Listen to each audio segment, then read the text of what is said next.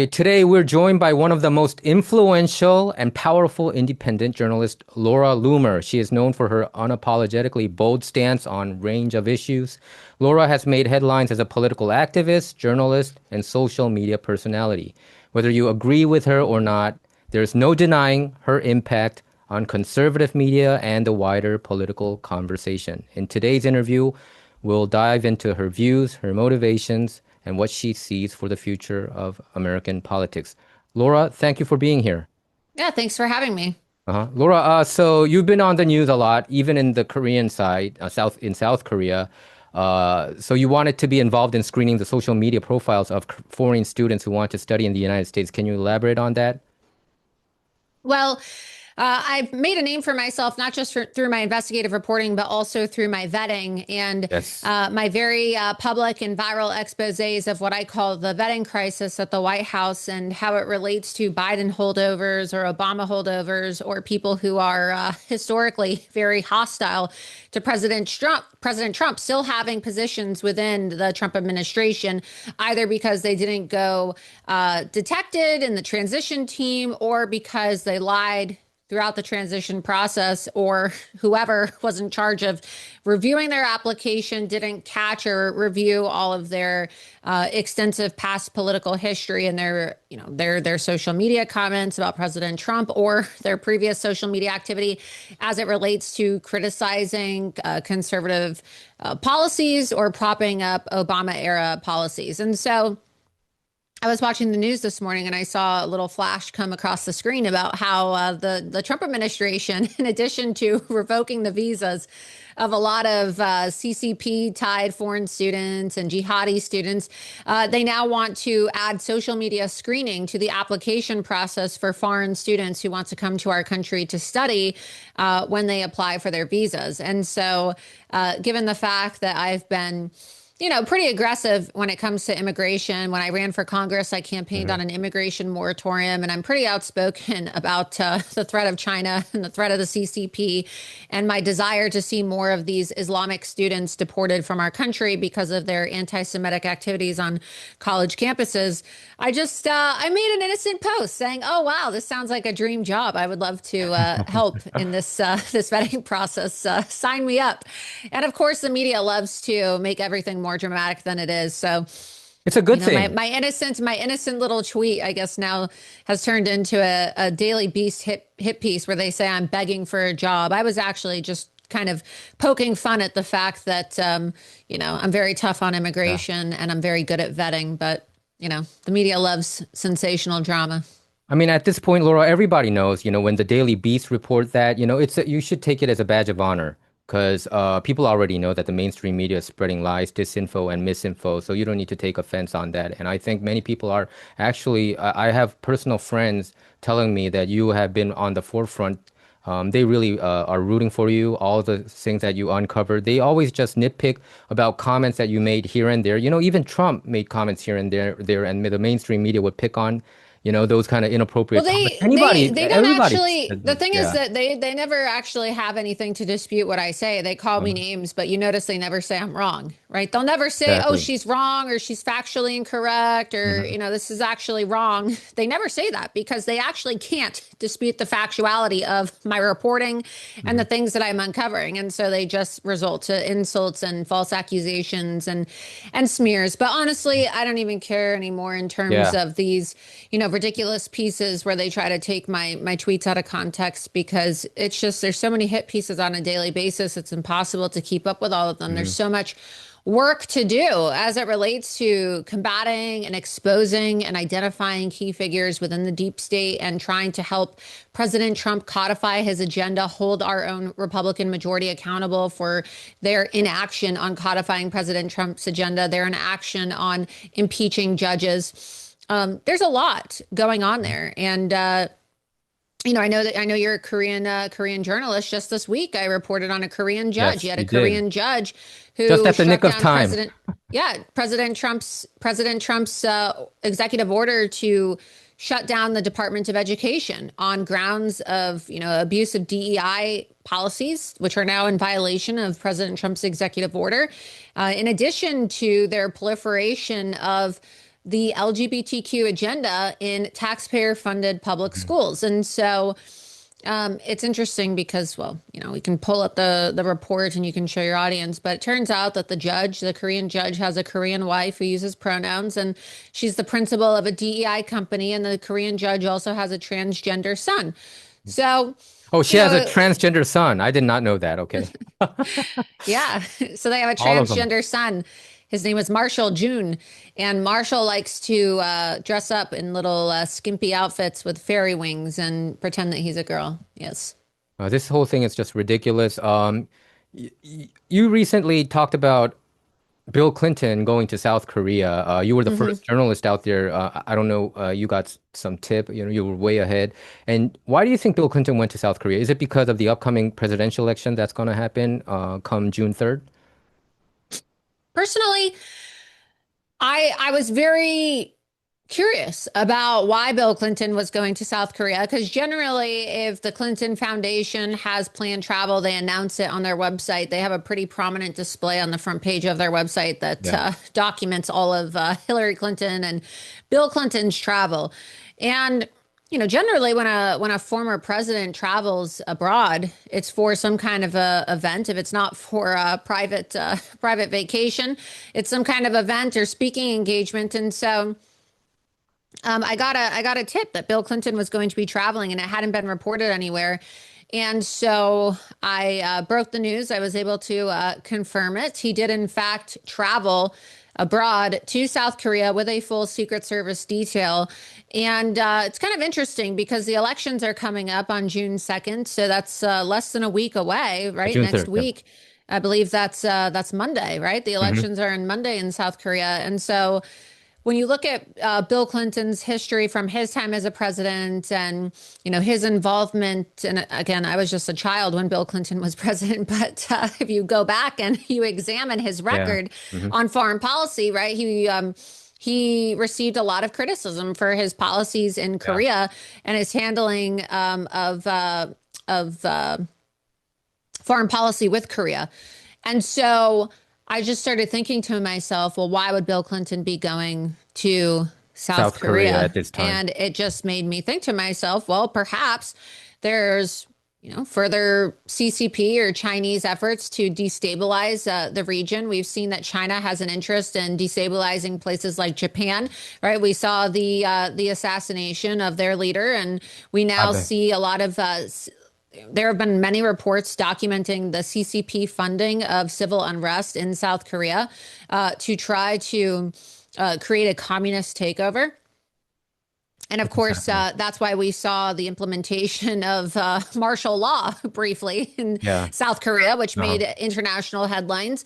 And people thought that it was, a crazy conspiracy theory that the president of the South Korea was trying to prevent a communist takeover. But when you look at the the political makeup and all these different factions, and now these factions are here in the United States of America. I've actually been documenting a lot of the Asian influence inside these protests as it relates to the Palestinian protests, the pro-Gaza protests, and the Tesla takedown protests. Many of the organizers who we've documented who are organizing these anti-Trump violent protests in many instances where they're vandalizing property. They're Asian, right? Some of them are Korean. Some of them are Korean communists. Some of them are Chinese communists. And so it's really interesting. So when President Trump talks about how we need to crack down on foreign influence and foreign students, he's absolutely right. I don't think a lot of people understand how many foreign students are actually the organizers of these very violent and chaotic protests that are happening here in America. And protest is a constitutionally protected right under the First Amendment of the United States Constitution. However, supporting terrorist activity, which is what a lot of these people are doing, incitement to violence is not protected speech. And that is why President Trump is now calling for Harvard to... Well, he actually is forcing them. He's not just calling on it. He's forcing them to not enroll any more foreign students. Exactly. And he's demanding that they turn over their lists of foreign students. And their refusal has resulted in them getting cut off from federal funds and also being, very directly reprimanded by President Trump from the Oval Office. Yeah, 31% of Harvard students seem to be coming from other foreign nationalities. So I think Yeah, that's a and huge during issue. and during the swearing-in ceremony today at the Oval Office for Jeanine Pirro, who's now the U.S. Attorney in Janine D.C. Pirro. Pirro, yes. Love her. Yeah, love her. Excuse me. Jeanine Pirro, excuse me. Jeanine Pirro is going to be doing a fabulous job.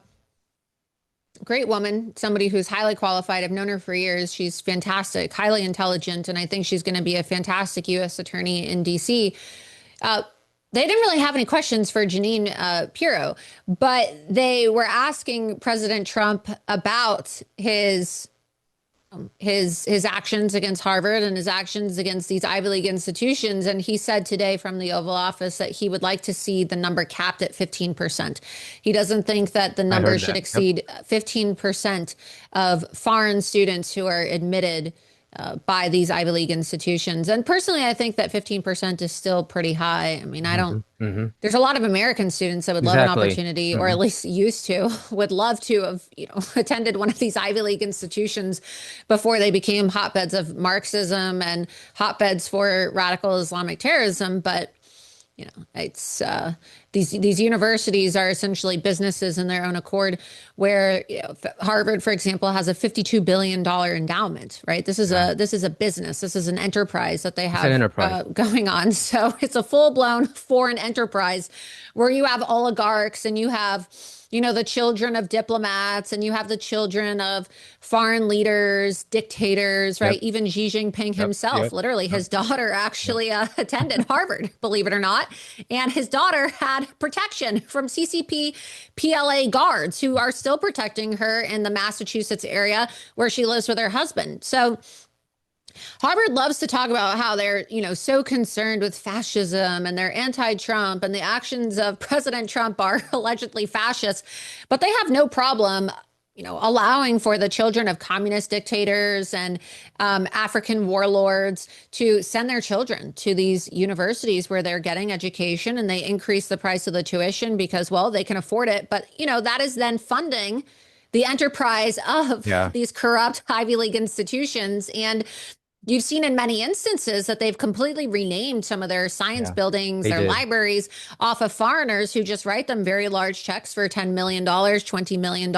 And, nothing's free, right? There's no Uh-huh. such thing as a free donation. Everything comes with, some conditions, whether it's putting the donor's name on the building or, you know, hmm having lenient policies towards certain activities on campuses, including Marxist, Uh-huh. communist, pro-jihadi activities.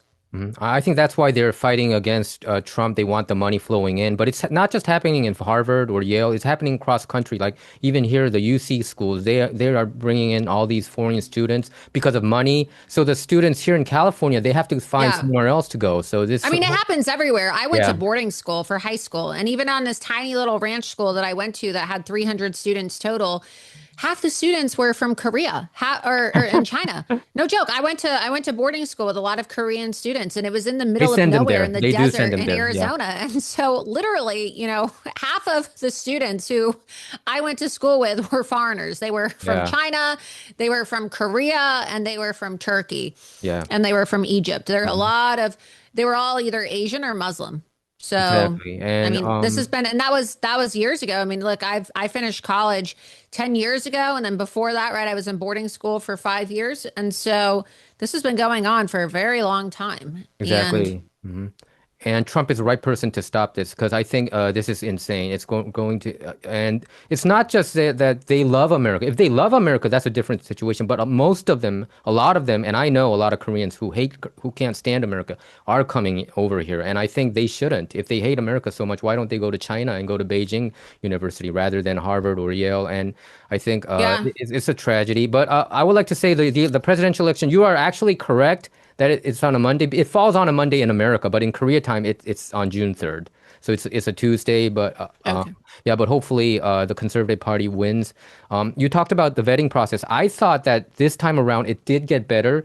Like Trump Jr. and Eric Trump they had a more active role in vetting these people, but somehow they get inside these cracks. And you made international headlines when you talked about, weren't you the one who broke that it was Mike Waltz, the former national security advisor, who brought in the Signal chat, who brought in Jeffrey Goldberg from the Atlantic magazine. You broke the news, right?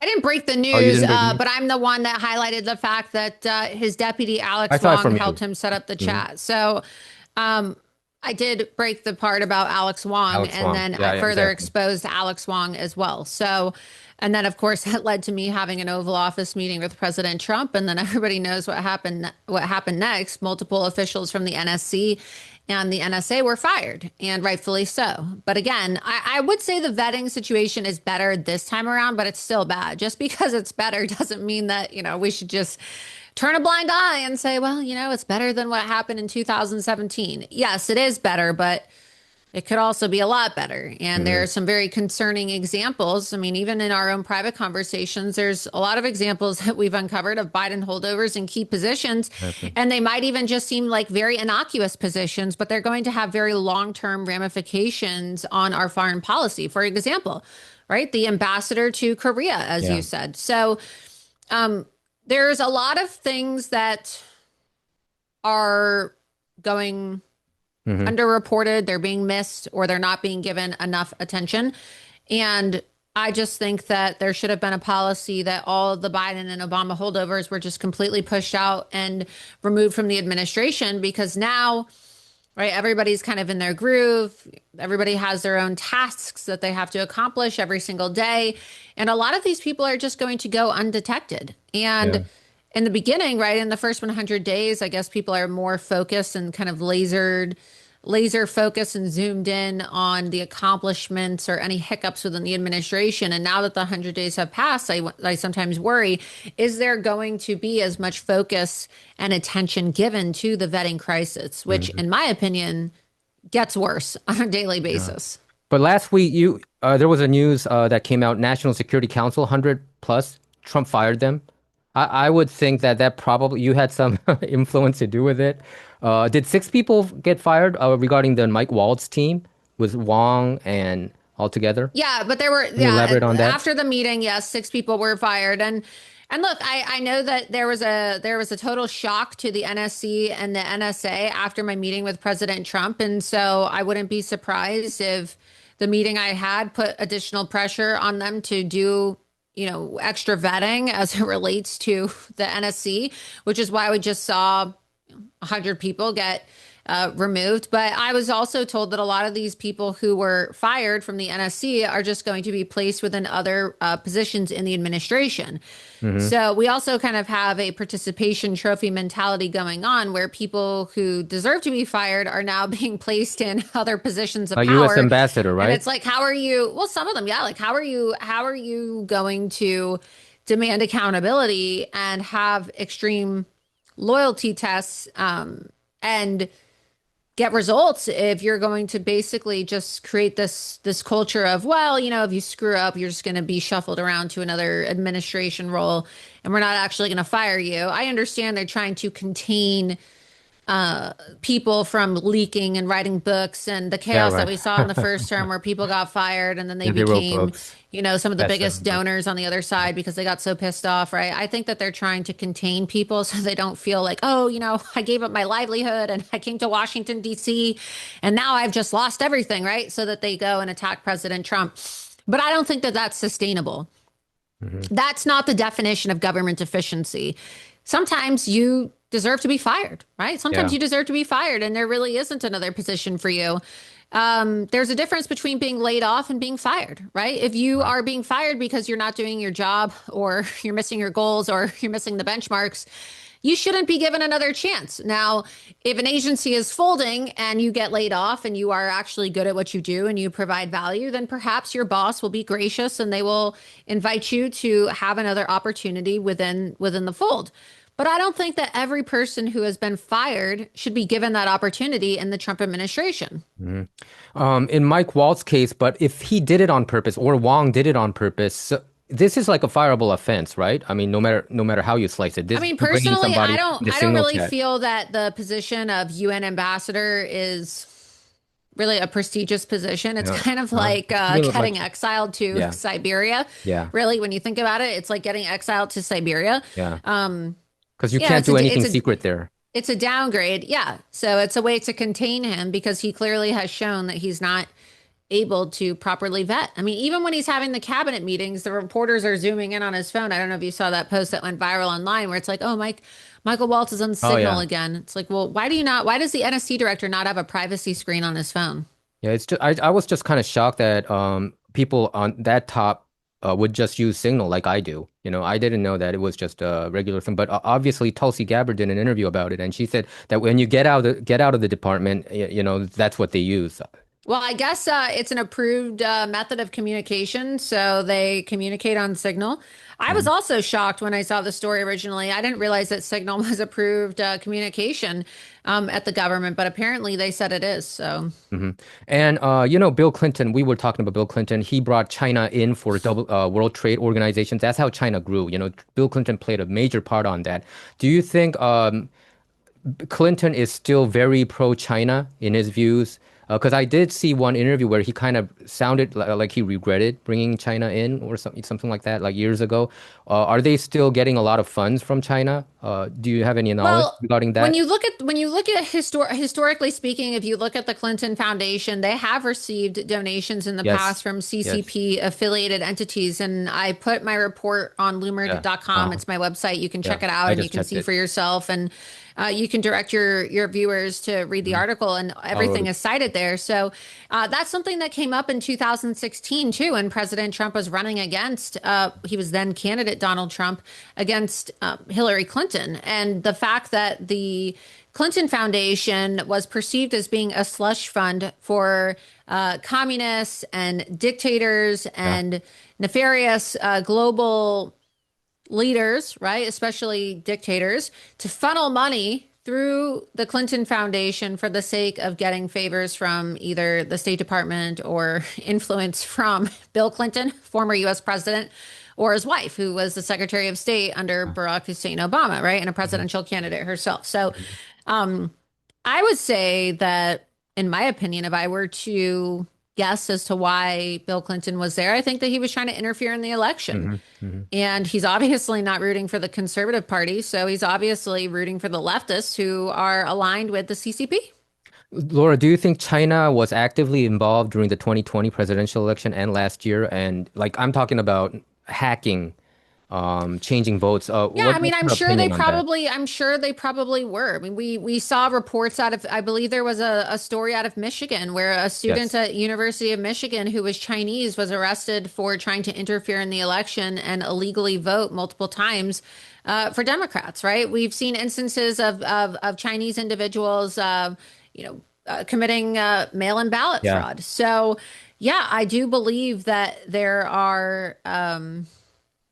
Efforts within the Chinese community, probably orchestrated by the CCP to carry out voter fraud. When I worked for Project Veritas, I remember I caught one of the Manhattan election Mhm. supervisors on video, and he said that the Democrats bust people into Chinese and Muslim neighborhoods, and a lot of these people are committing voter fraud. So, yeah, I think that it probably is happening. We've seen it happen in places like Minneapolis with the Somali community there, another story that we exposed at Project Veritas. And there's a lot of efforts to exploit foreign communities or engage their active participation, right? It's not like these people are victims. To carry out voter fraud. And it is happening. And President Trump realizes it's happening. And a lot of it's happening under the guise of foreign students, Yeah. right? Mhm. Oh, I just want to come to America and get an education. Well, are you really here to study or are you here to be Like a spy. a spy or an operative? And we've seen this before where you have these students from China who are like math and science whizzes and they get accepted into all of these Ivy League science departments and they're working in these laboratories and then they Mhm. go back and they give all the information and the Yeah. secrets to China and then it turns out that they were actually a spy for the CCP.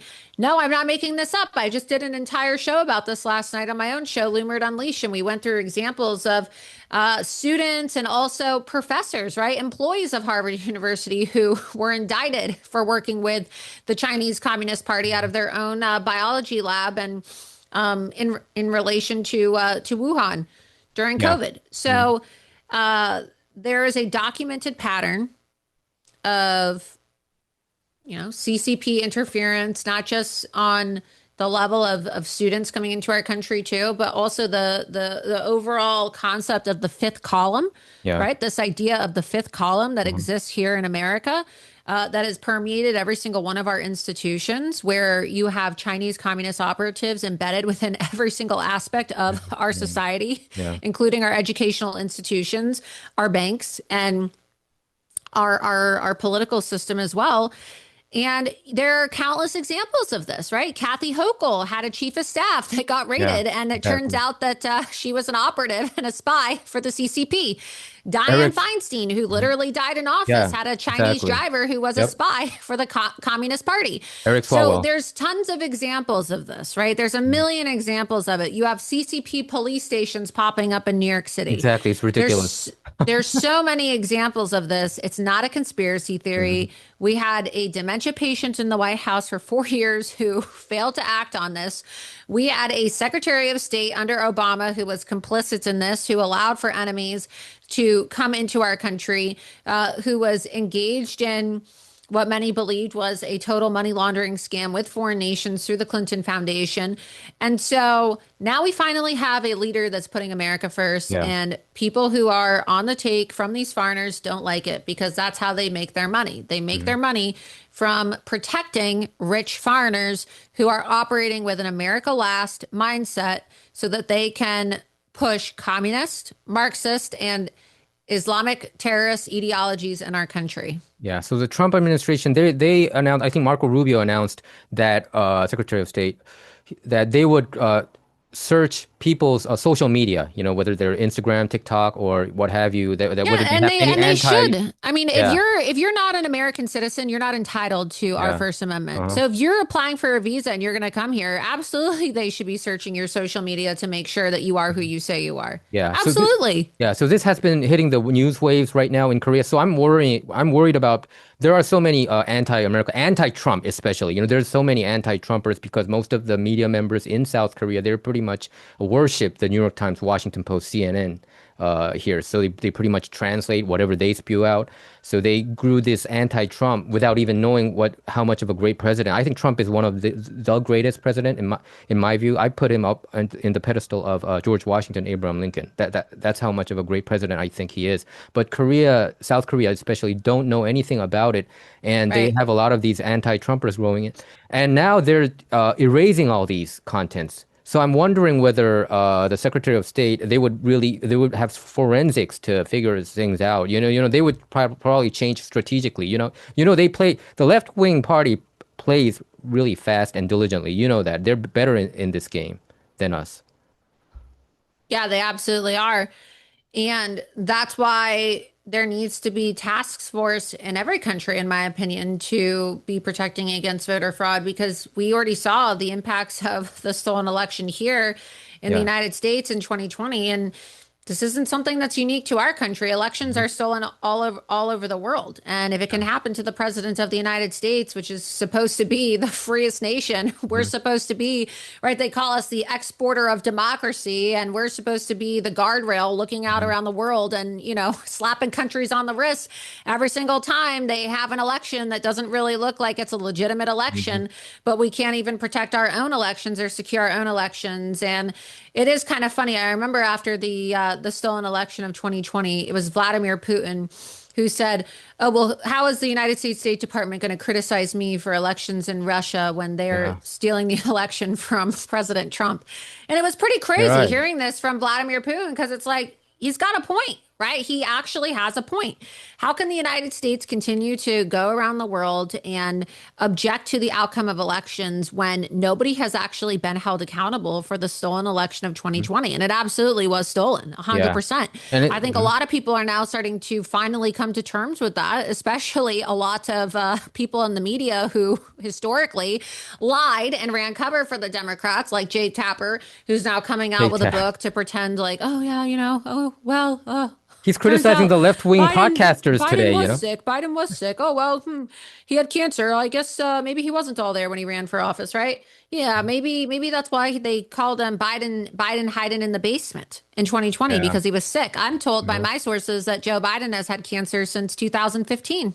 It seems like so, because now he's on That's what the. I'm told. I was told that Joe Biden got diagnosed with cancer in 2015. So what do we do with all the auto pen executive orders? Can we cancel that out, or is it already a bygone story? I mean, I think, the right wing, the conservative party are sometimes accused of being a conspiracy theorist. I do think there has been conspiracy theory, like even the QAnon movement. By the way, that was a Korean American too, but did you know Ron Watkins, the guy who made that 8chan and spread this? But yeah, but so they always wish, they have this hope that things would there would have consequences. These deep staters would go to Guantanamo Bay, or they would be jailed and prosecuted. But I don't see it happening at all. So far, all the conservative side, all the people who fought for justice were caught into these process crimes. Yeah, for instance, like Paul Manafort. I wouldn't say Paul Manafort is a justice guy, but Paul I don't Manafort, think all anybody's going these to go to jail. I mean, look, we were told that they were going to be day one investigations. about It's the way Epstein. past day one. I don't really have a lot of confidence in our current DOJ. I mean, I'm hoping that we're going to see more results from Dan Bongino and Cash I Patel. I was like I pointing. like Dan I, Bongino lo- I and love Cash them. Patel very much. I love them. I think they're great, but maybe things are slow for reasons unknown. I don't know. I mean, I really honestly worked very hard to help ensure that Cash Patel was confirmed during a Mhm. Senate Yeah, confirmation hearing, and I really like Dan Bongino, but maybe things just move a lot slower. I don't know, but it just doesn't really seem like there is any doesn't seem action being so. taken. And it's been very frustrating for a lot of people. And I think it's a morale. It's really kind of a diminisher of morale, which is very dangerous because we're coming up on a midterm election and Donald Trump is not going to be at the top of the ticket. Hmm. And so if Donald Trump is not going to be at the top of the ticket in 2026, how are you going to get people excited to go vote? At least people were motivated by the indictments and the arrests Exactly. and You're the right. weaponization of government and lawfare. And oh my God, they Hmm. mugshotted the president of the United States. And right, there was like this energy to go out and vote. But we're not going to have that in 2026. So, what are the Republicans doing to support the president's agenda so that we get that same kind of momentum and mandate in 2026? Because look, voter registration doesn't correlate to voter turnout. Hmm. There Yeah, are people who remain registered for years on end who and are doesn't come dormant out voters until and they yeah. haven't voted in 10 years, right? We saw that a lot in the 2024 election. Uh-huh. I mean, Are you? I know this all too well from when I ran for Congress myself, right? You have Yeah, low propensity voters and you have high propensity voters. yeah. And there's a lot more low propensity voters than there are high propensity voters. When you Hmm. look at the overall population of the United States of America compared to how many people actually vote each Hmm. election. You're right. You're right. So, did you have these? I know that you had personal time with President Trump in the Oval Office, and you also mentioned that whenever you were about to talk about like fishy people around him, that people would come in all of a sudden, so you couldn't talk Well, about. But I do you just, talk about these do you have these kind of conversations with him? Because it seems like he doesn't yeah, I sometimes. mean, look, I don't want to discuss Okay, the contents of my I got it. conversations with the president because I feel like it'd be Yes, disrespectful. yes. But overall, I would say that I mean, it's not a secret. I've had conversations with the president about vetting, and I have expressed my concerns about information being blocked. But look, it's pretty evident to a lot of people that a lot of information that the president should have access to is not getting to him. Okay. I mean, Um. there was Yeah. and it's not just as it relates to vetting either. There was an interview that was conducted with President Trump on the golf course a few days ago, where they asked him about his reaction to a cluster of drones that almost took down Vladimir Putin's Yeah. plane in a And targeted that's. Hmm. assassination. Hmm. And President Trump said that he hadn't heard about it. Well, who's supposed to be Yeah. briefing him on this, right? So it's Ridiculous. not even as it just relates to vetting. There's a lot of things that the president should have access to, and it's the responsibility of the staff around him and his advisors to make sure that he is properly informed about certain issues. I mean, obviously, he's a very busy man. He's not going to be able to sit Obviously. there and Hmm. track every Hmm. single thing every single day. But when information comes out, when people are exposed, when people are found to have done something wrong or a conflict exists or something egregious happens, the president needs to be notified about it. So, Yeah. I would have an even greater capability if I was on the inside, but I'm using my position on the outside to continue exposing this and my capacity as an independent journalist and informing people, educating people, conducting my own independent reviews of personnel and, Biden Yeah, so holdovers, exposing people. And that's all we can really do, So I understand that. unfortunately. So I understand that President Trump was about to hire you back in like April 1st. That you even filed your papers, and we were expecting, but you said there were people inside the Trump admin that were not happy about you joining the administration. Is that Yeah, I mean, this has been ongoing for about 2 years now. He first hired me in March of oh, 2023 he in did his hire you? office Okay. yeah, he hired me and I filled out paperwork and it was a private meeting with him and Susie Wiles in March of 2020, Two? March of 2023 during the primary. And then, obviously the indictments happened and so I kind of like gave it a few days because I thought, oh, they're busy. I was supposed to start on April 1st of 2023. And somebody leaked it. Somebody leaked it, and then the New New York York Times, Times right? did a hit. Yeah, they did a hit piece on me, and then that Well, I was it. listened Didn't to really the. hear anything If you're, else. It was kind of bizarre. It was really strange. And then on three other occasions, the president hired me and told his staff to bring me on in a research capacity and to assist with research with the Republican Party, to assist with research for the admin, and all four times it's just been completely blocked by his staff. So uh it's a problem, right? And I'm not the only person this has happened to either. There's other people who have had conversations with the president who have been offered positions and then the staff just kind of block it or they don't follow up. Okay, so probably it might be, I mean, better for you to advise him as an outsider. Probably if you were Yeah, inside, and they look, might have cut you off I don't right, even right advise then. him. I mean, I have comments and I have concerns and I share information. But I never like to misrepresent myself Uh-huh. or over exaggerate, what I do. I wouldn't say that I'm an official But advisor to the president. I mean, the president himself said that sometimes I provide recommendations and he listens, but I'm not an official advisor. I just break yeah, stories and I'm a loyal supporter of the president and yeah. I So wish him luck and I wish him success. And I try to use my investigative talents to expose people that are trying yeah, to undermine him because I really care about President Trump, not just on a personal level, but also I really do believe that he's the leader of not just our country, but the leader of the world. And if we didn't have President Trump back in the White House, I really honestly thought it was going to be the end of our country. I And think so too. so, Yeah, I'm young. I just turned 32 years old and yeah. I want to have a Uh-huh. future. And I really do believe that President Trump being in the White House and having a successful second term with a mandate in the House and the Senate is key to preserving Western Yeah. civilization Uh-huh. and trying to we're never going to be able to go back to normal, right? The Yeah, damage has yeah. been done, No. but Mhm. it's an opportunity to at least I Yeah. kind of compare I, it's like the difference between a slowly burning candle, yeah. like a Yeah. flame They going kind back of and forth yeah. to just an absolute like accelerationist Yeah. moment with an explosion, right? Uh-huh. I know that ultimately like Western civilization is probably going to decline over That's time what I because we're think. never going to Yes. have I agree with President you. Trump forever and the pendulum always swings. But at least with President Trump, it's like a slowly burning Yeah. candle, like a flame just going back and forth, right? It's just Yeah. He, it's he it's what you want to choose. Like uh-huh. slow decline with, a burst of improvement for the next 4 years with a glimmer of hope, or just complete accelerationism. And I think that we would all, Yeah. prefer to at Uh-huh. least see if we can fix our country with Trump. Yeah, he put a stop a little bit for the descent of America, but he actually did talk about it during his campaign.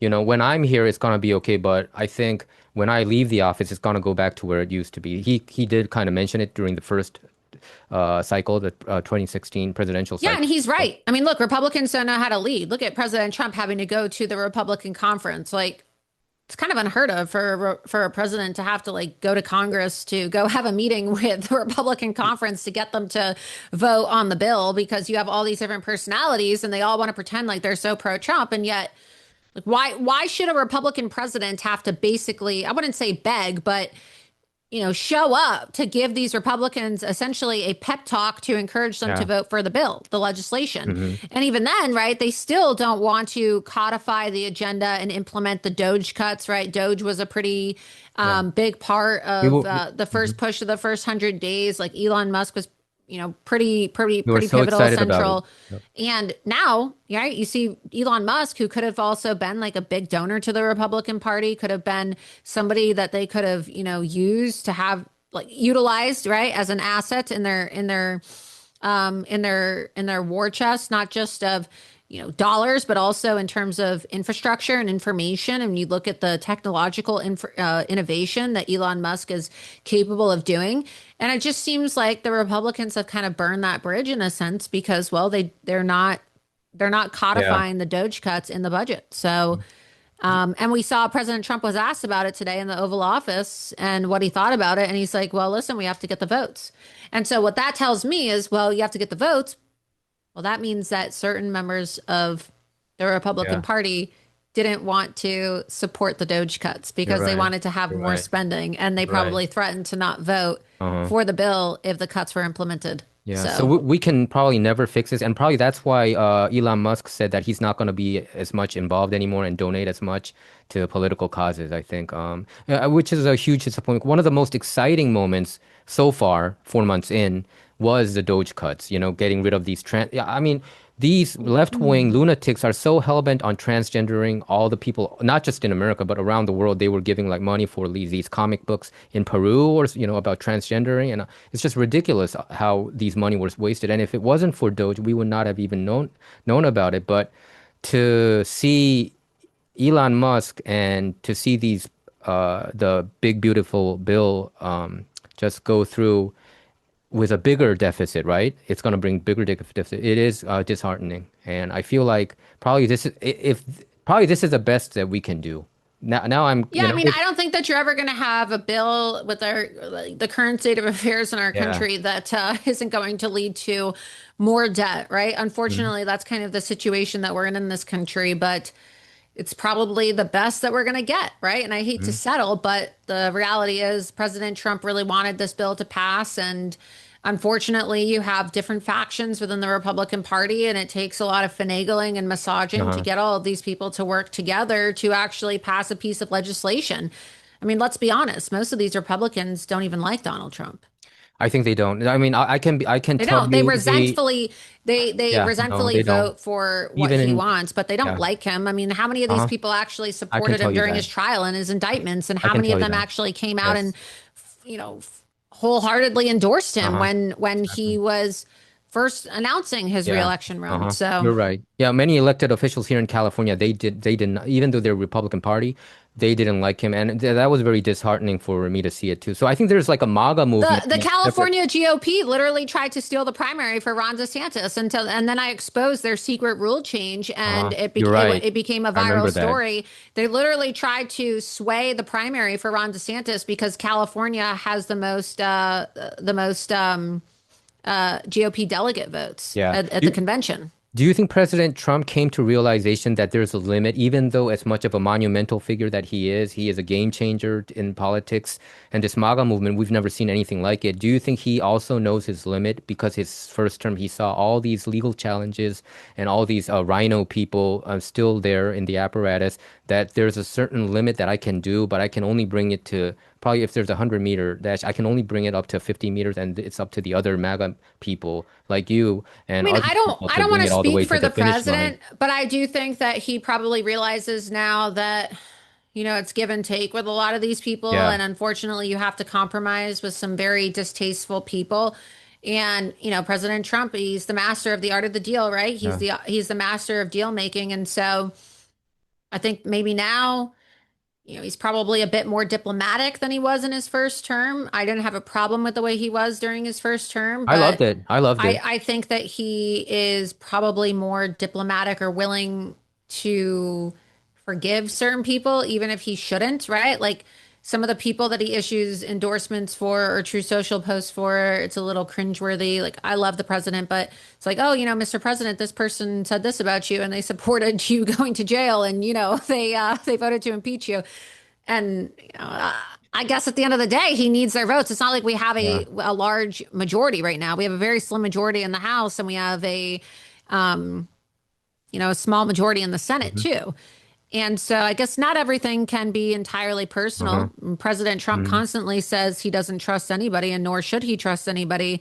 But I think that reality is a lot different from probably like what you may think or feel on a personal level. Like maybe deep down he knows that a lot of these people are not trustworthy or Uh-huh. they're pieces of shit Uh-huh. Uh-huh. as it relates to being disloyal and anti-Trump. But Yeah. when reality sets in, it's like, well, we don't have a large majority, so how many people are Right. you going to alienate, or are Right. you You just going to can't. kind of I like turn a mean, blind you're eye right. and get their votes, right? Yeah. So it's Yeah. unfortunate because there's no reason why they shouldn't like President Trump. He's a generational leader. He's amazing. He's the most He's very influential president likable. of my You're right. lifetime. Uh-huh. I mean, I can't really think of many things that I don't agree with him on. There's certain things that I don't agree with that I'm, outspoken about. The But Qatar, for the the Qatar I ship, mean, the but I flight mean, look, issue. I I had understand. conversations about it, and I guess I understand the reasoning behind it. I understand the I think he president was wants to save bashing our. Boeing. That's what I think. He He's was trying bashing to Boeing he's in an trying to indirect save way, right? he's trying to save our country money. I understand it. I just personally am not really a fan of a lot of these I Islamic know. I nations. know. Like Uh-huh. maybe I should put my own personal feelings aside because President Trump's never going to do anything that's going to jeopardize our national security. So I mean, I even publicly apologized. I said, look, I think I spoke a bit too soon on that one, and I regret any way that my statements were weaponized by the dishonest liberal media to attack the president because I would never want to No, I think attack the president. I no, support the president. I think it kind of made you look legit and independent, Laura. In all honesty, even though it's not like you can just stamp on everything what Trump does. Of Well, course, and I there stand by has what been. I I said, had a lot of but issues with him in the first the term media about the lied. appointees. Yeah, Yeah, like I still stand by my criticisms of Qatar and what I said. yeah. But the what I didn't like is that the media said, "Oh, Laura Loomer's done with Trump." Like they I tried to know. print these very But sensational don't, headlines but I don't to think make I it don't think look you like I should be. was done. They have been Yeah. doing that for everybody around Trump, who has been Yeah, press but it was conference. dominating the news cycle and it was a distraction. And obviously I can't control what the media decides to say and how they decide to twist my words. But that was probably my only regret about it is that, I support what the president's doing and I support his efforts to try to, stabilize the Middle East and get us out of conflicts. But Yeah. it was just a shame that the media decided to twist what I thought was like Uh-huh. a legitimate criticism of Qatar into a nasty attack on President Trump to make it look like, oh my I God, she's no, no, done no. supporting the president. I Like, didn't. I did. I mean, probably because I'm on more of the conservative side, but I took it as you have your own opinion, and I think it's a legitimate criticism. I think regarding the Qatar being your criticism about Qatar is being they were funding a lot of terrorist group, right? And you well, they also yeah support a lot of the funding of these foreign students yeah that President Trump is uh calling out. So that's mhm, the reason why I was so yeah critical is because, 2 weeks prior to that trip, President Trump had signed an executive order requiring universities to sure disclose the yeah sources of the uh-huh, foreign funding. uh-huh, And when you look at the source of a lot of the foreign funding, it's from Saudi Arabia, it's from Qatar, right? The two biggest countries that are donors. It's not Israel, despite what a lot of people say. It's Qatar and Saudi Arabia. And so when you look at a lot of the anti-Trump movements, the Muslim Brotherhood movements, the jihadi Palestinian movements here in America, guess who's funding it? Qatar, right? It's not Israel, it's uh-huh, Qatar. So that was it. It's just that, and I uh-huh. understand that the president has to have these conversations with leaders, Yeah, despite how yeah. distasteful they are, right? I mean, look, he shook hands with the I- new leader of Syria, yeah and I voted for President Trump because I trust that he is going to, be the best leader for our hmm nation. So hmm I trust whatever vision he has. But I also, at the same time, think that we need to have a serious conversation in this country about the Islamification of the West uh-huh. and the influence of the Muslim Brotherhood here in America. So that's all I was really trying Yeah. to And, say. But and I think that's President Trump, even during his businessman years, he had a lot of business deal with these Middle Eastern countries. I remember him talking about, Arab Emirate, Saudi Arabia, having business deals there in Qatar. And he even made fun of like even Qatar, you can call it Qatar or Qatar, and he was talking in a very friendly way because he had some business deals back in the day. So I understand why he, accepted that flight. And I thought that that was more of a criticism of Boeing not being able to finish their project in 20, wasn't it supposed to be already finished, the new Air Force One, but Well, it's, yeah, and it's kind of like it says more about Boeing, in my opinion, than it yes, says about yes, President Trump, yes, because they should honestly be embarrassed about I how know, they weren't I able know. to Uh-huh. deliver the plane on time for the president. Yeah. So, Uh-huh. like I Yeah. said, I think that it was really blown out of proportion by Uh-huh. the media. Yeah, yeah. In Ben terms of Shapiro everything also that President criticized him Trump does, too. I I think support, I would say like 98.5, hmm 99% of what Donald Trump that's a does. yeah, that's a MAGA, so nobody's gonna criticize that you're not MAGA anymore. It's just these left-wing lunatics.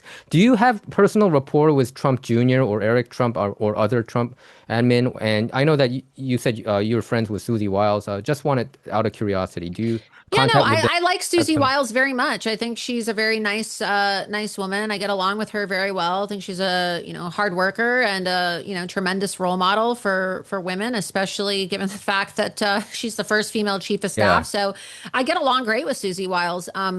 I I know Don Jr. I would say that I've had more communication with Eric Trump than I Eric. have with Okay. Don Jr. Uh-huh. But I've met all of President Trump's children, and I think that that's another testament to Uh-huh. how good of a leader he is, because it's not Yeah. every day that you see somebody who's a billionaire who has successful children who Exactly. all Exactly. turned It's out amazing. very It's well. amazing. It's amazing. A lot of times, very wealthy people have kids that get hooked on drugs, or He's a blessed they're man. party animals. He Yeah. really honestly, uh, He's blessed. He's blessed in many facets. it Yeah. obviously there's always outliers, because you can be a good parent and still have a kid that has issues. But Hmm. the fact that all of President Trump's children turned out to be very successful, well-rounded individuals is a testament to not just his leadership skills, but also the kind of person he is as a father and grandfather too. So I don't think he gets enough Uh-huh. credit for that, but Yeah. I think it speaks to Mhm. his character, and it's something that I greatly admire about him. Yeah. When you see the polls for 2028 presidential election, JD Vance is ahead. Do you have some worries about it? He used to be an anti-Trumper, very anti-Trumper back in 2016 presidential cycle, and also him relying on donor money. He's not a rich, self-made man. Is it better for the MAGA people to root for somebody like a Trump Jr., somebody in that, or Eric Trump, somebody who can be a little bit free from the I mean, donor you're gonna class? see a lot of people run in 2028. I wouldn't be surprised if majority of the cabinet decides to run for president in 2028. I think it's a little too early, right? I think you're gonna see Tulsi Gabbard jump in. You're gonna see JD Vance. I think you're gonna see Marco Rubio. That's just my prediction. I I will say, even though JD Vance was an anti-Trumper for a while, he at least has made amends and Yes. has apologized. That's the difference, though, between Uh-huh. JD Vance and a lot of these other people, Yes. is they Uh-huh. pretend to be someone that they're not, and JD actually exercised personal accountability. So I don't have a problem with people saying, I was wrong, I saw the light. But a lot of the people that I'm exposing they don't have that humility or that ability to say, I was wrong, and that introspection, right? So, Mhm. we'll see what happens. But hey, not everybody's a billionaire. And I think it would be kind of unrealistic to expect everybody who's running for office to, be extremely wealthy. Although it does, I would say, provide you with more liberty, more freedom, and more liberty and more range to do and say what you want. I think that's why President Trump, when he first ran, was able to be such a successful outsider candidate, Yeah. is because he didn't have to rely so much on, special interest groups or donor money, because, well, he's a billionaire, Mhm. right? Self-made. Do you expect James Comey to be charged? James Comey putting out 8647. I also saw that from your I post. don't know. Honestly, he should be, right? But the fact He that he should be. hasn't, He should he be. should have been charged for Crossfire Hurricane, right? There's so I many mean, things that he should of have been course, charged and for. I think the So, Clinton Foundation, fabricating this Steele dossier, all the people involved there, Peter Strzok, Lisa Page, we all know these famous, infamous figures who fabricated. They wanted to get into an insurance policy to make sure that Trump would not get elected. And if you flip it, and if the Trump side or the conservative side did this to their side, we would have been charged, right? And Yeah, absolutely. I'm surprised that, I mean, especially now with Kash Patel in charge of Yeah. the FBI and Dan Bongino, who all railed against these people. I'm surprised we haven't seen any charges. But again, look, I'm hopeful, but I'm not There, going to get my there's hopes up too a, much yeah, there's because a, as Shakespeare once said, expectation is the root of all unhappiness, and you're you know, right. You know, we have expectations. that's really right. No, it's Especially true. on the MAGA side, especially on the Yeah. people who supported Trump side. So. I think I mean, it's a depressing I like endeavor. having low expectations, and then I don't have Exactly. to go to bed depressed at night.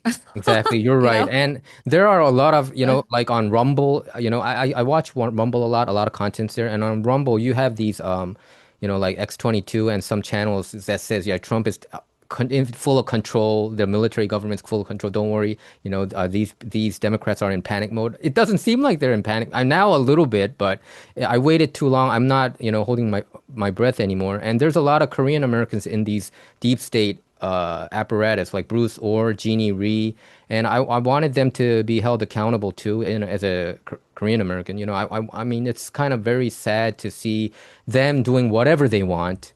They just spy on Trump campaign, and they're pretty much doing whatever they want. And I don't see anybody going to jail. And on the conservative side, you see some people doing some process crimes, and they just go to jail. Like even like or info people who popping up. didn't even commit crimes. I mean, Exactly. manufactured crimes. They And manufactured everything against President Trump. So, And yeah, they I go mean, after these absolutely. journalists, like Infowars, Owen Schroyer. He had to go to jail because of the Jan 6 situation, and people who I know, and it's just disheartening. And I feel like even though Trump is there, the U.S. Supreme Court is 6-3. I mean, sometimes it's 5-4, and 4-5, but still, right? And we have the Senate and the congressional side, but still, it seems like it still feels like the conservative side, the Trump side, is an underdog, you know?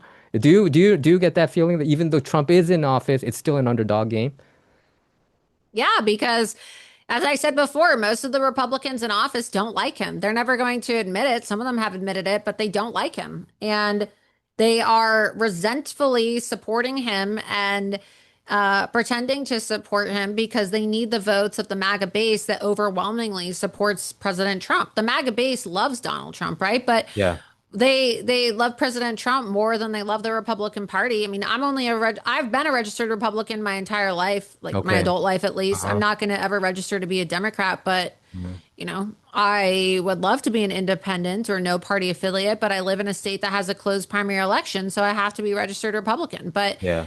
it's not like I have a loyalty to the Republican Party. I'm not going to ever vote Democrat, but like, why would I ever be loyal to a party that spends its time and its money working to screw over the MAGA base and screw over the president that I work so hard to help elect, right? That's how most people feel, in my opinion, who are registered Republicans. They don't like the party, they love the man. They love Donald Yeah, Trump. And true. You're right. that's why the Republican Party is really going to be faced with an existential crisis when Trump leaves I, office, I, I because think so too. I think the party's going to die. I really do, because there's nobody, in my opinion. I like JD Vance, but I will just say this respectfully. I like JD Vance. I like Marco Rubio. I get along with a lot of these people.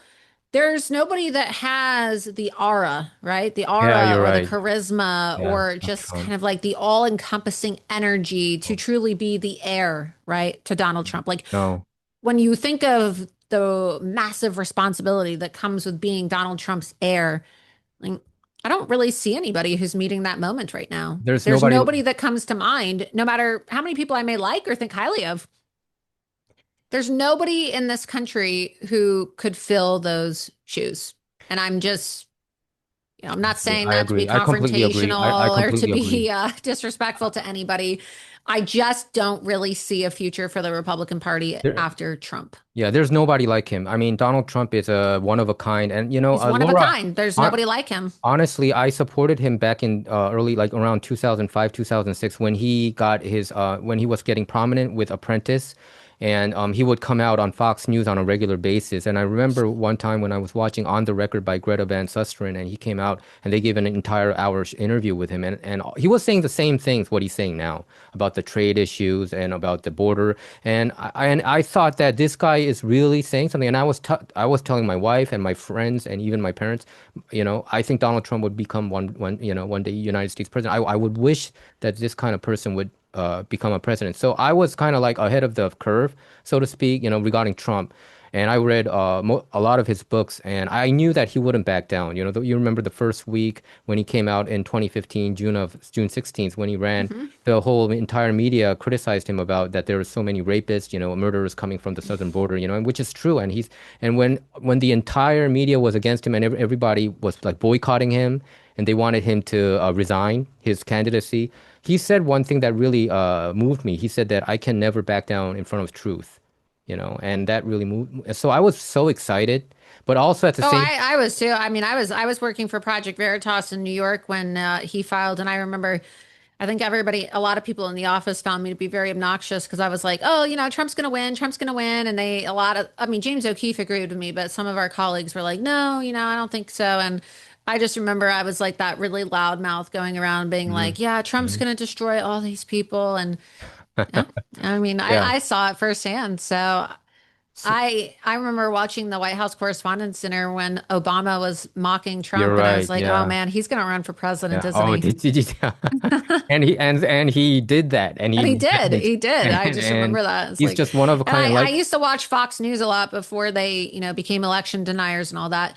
But too. when I was watching Fox News back in the day, they used to have like a weekly segment with Donald Trump where he They would did. call They in, did. right? You're He would right. call in, You're and I just right. remember like loving Uh-huh. listening to Me him too. like talk, and I would just like I used to love listening, and I remember Uh-huh. even when I was a kid, like listening to him call in and talk in the morning, and it was always a phone call, right? He would call in from Trump Tower, and they would say on the little caller, the screen, "Oh, Trump from You're Trump right. Tower." So, Right. yeah. And I remember I didn't miss a single rally because he in his rallies the media there were a lot of reports that the media would not cover about, and he was the one who pointed, like, you remember, like the air conditioning company Carrier about to leave their manufacturing base in Indiana, and he was the only one who talked about these kind of specific situations about companies, tariffs, about like Samsung, Yeah. LG. He would talk about how them dumping, their products, or Japanese company. Nobody talked about it like he did, and so I don't see another politician talk like him. Yeah, I agree with you. I don't think he was like a There's blessing. nobody. I don't think there's anybody. Yeah, which is kind of disheartening. Laura, can you kind of shortly tell us how your career went? How you ran for your life. People are very, you've been covered by the Korean media, both in Korea and in a Korean American community a lot because, about the Mike Waltz and the Bill Clinton angle. You covered it. You were the Yeah, first one I to mean, cover it. I Can you I kind do of my tell your own. I do life? investigative reporting, and I got started. I was the president of College Republicans when I was in college, and I started doing undercover journalism. I studied broadcast journalism and emerging media when I was in college, along with political science. That was my degree. And then I started working for Project Veritas, where I was working undercover, exposing Hillary Clinton as an undercover journalist during Mhm. the 2016 election. And I worked for Project Veritas for several years, where I focused on exposing things like election fraud and election integrity issues. Yeah. And then I left and I started my own media company and, Yeah. started confronting people, lumering Yeah, people, yeah. Loomer, creating I know that you loomered a lot of people. James this new Comey trend, especially twice, right? this new trend of journalism where I would, go confront people and live stream it. And Awesome. it's, That was and then just I ended up awesome. getting banned on all social media over Why the did you get years. banned? Why did you get banned? For exposing people, really, I exposed Ilhan Omar for marrying her brother and calling out the Islamification of Oh, my you country broke is that really, story? You broke that yeah, story too? yes, and Good the on you. Islamification of the country is what really got me labeled as an anti-Muslim bigot and got me shut down everywhere. Yeah. So, and being anti-Islam was a reason why you got banned, right? Pretty much, right? That's what All they over the said, place. yeah. And then they shut me down everywhere. My banks, PayPal, Venmo, GoFundMe, Uber, Wow. Lyft, They even banned all that? Facebook, yeah, everything. I mean, I have a So, book that's on my shelf. It's called Loomered: How I Became the Most Banned Woman in the I, I, World, I'm- and I'll check it's that out. literally about how I was really the canary in the coal Wow. mine for all the censorship. Yes, So are correct. you banned more than Alex Jones and Yeah, are you Alex like Jones you go hand actually in hand? said, Alex actually said on his show one day that I'm more censored than he is. Yeah, because when I watch your interviews, I was trying to even find those comments, but I don't see you being, like a bomb thrower or anything. You were talking about everything based on facts. I mean, you have this No, they famous completely lied speaker. about me. They completely lied about me and tried to demonize me. Laura, what I do not understand is when Trump wanted to hire you, and you said there was a New York Times piece that reported about it. How come Trump is caring about whatever the New York Times is saying? You know, the New York Times was at the forefront of this Russia I don't collusion think he really fabrication cares. stories. I think it's the staff, right? I think that President Trump's a very busy man. He doesn't have time to be Okay. handling all of, the paperwork and all of the HR stuff. I don't know. Honestly, I don't know Because because I don't know why this was never dealt with. I really honestly don't know. But I think the president knows me quite well to know that I'm not what the media says I am, and I'm one of his biggest defenders. And uh, I think it's really just professional jealousy at the end of the day, if we're being okay. honest. I think that there's some people who work for him who just are a little bit jealous. Were you at the Acorn expose when you were doing the Project Veritas? Why did you No, leave that? I wasn't a part of that expose. Okay. But you felt like you wanted to go independent. That's why you started your Yeah, own I just thing. wanted to go independent. I mean, I get Okay. along great with James. He was just on Uh-huh. my show last week. He wrote the Yeah. foreword for my book. We get along great. He's like a Uh-huh. brother to me, Uh-huh. a mentor. But I just wanted to start my own company, wanted to do I my own understand. thing. Yeah, I mean, same as me. And can you talk about your Laura strategies? About Loomer strategies. Loomer strategies. Yeah, Yeah. so I launched a Loomer. full-scale Yeah. opposition research executive level vetting firm, and we do opposition research and vetting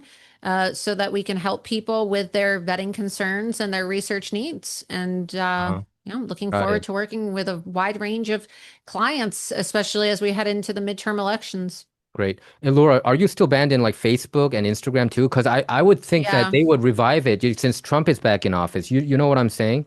So what I you don't would understand think. is many Koreans in South Korea and also many Korean Americans here are also being suppressed. Like me, I'm demonetized too, by the way. I'm the only Yeah. demonetized guy on the conservative side. And I would wonder, they would kind of change their tune. And now they're facing also an antitrust law violation suit. And they lost, actually, I think, in the appeals court Yeah, now. I mean, I filed my own antitrust lawsuits as well, and unfortunately, it's really hard to get justice in this Yeah. country. But yeah, I'm still permanently banned. I filed a lawsuit too against YouTube, by the way, because of their demonetization and whatever. That's why I think in South Korea, I think Trump does a trade deal, now they're in this 90-day moratorium situation, Hmm. but they're gonna continue. I think Trump should kind of have these talks about Google, be just opening up these practices of if you're anti-Trump, it's just what it's open season. You get algorithm, it props you up.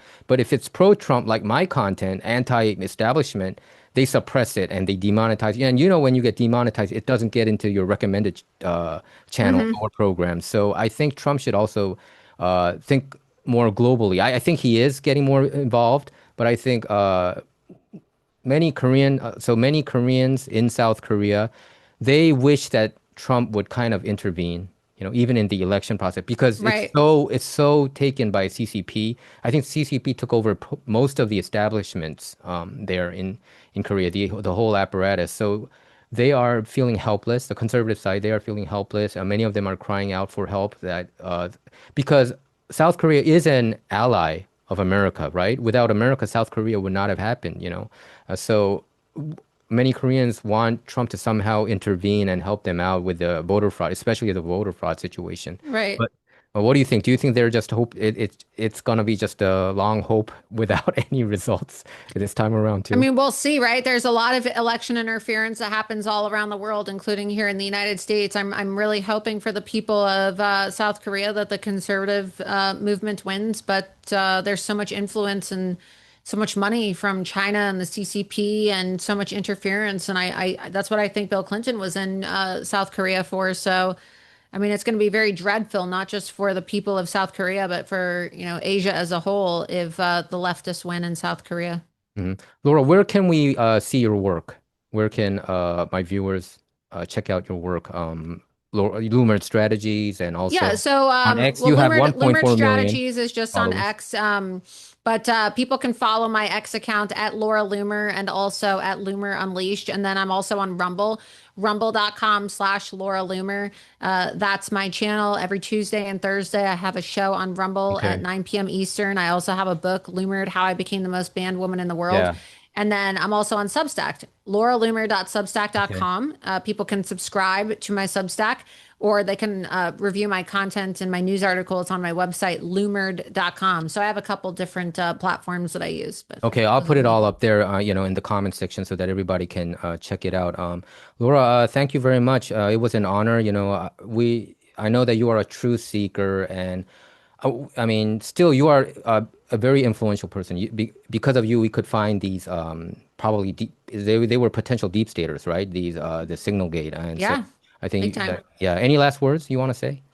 No, I just want to say thank you so much for everything that you're doing as a Korean American to support President Trump and everything that you're doing to bring truth to the people of South Korea. I know you told me that you're fighting the fake news and the deep state there too. So just never give up, right? That's my message Yeah, to people never give there. up. If we can defeat the deep state and the fake news media here in the U.S. and get Trump back in for another term like we did, nothing is impossible. People thought that was going to be impossible, right? Right. With the level of attacks he was subjected to. It's the greatest political comeback It story in really American is. history. And Hmm. miracles like that can happen all around the world. So Okay. never, Mhm. ever, ever give up, as President Trump says. You think we can win the midterm, the Republican side? You're.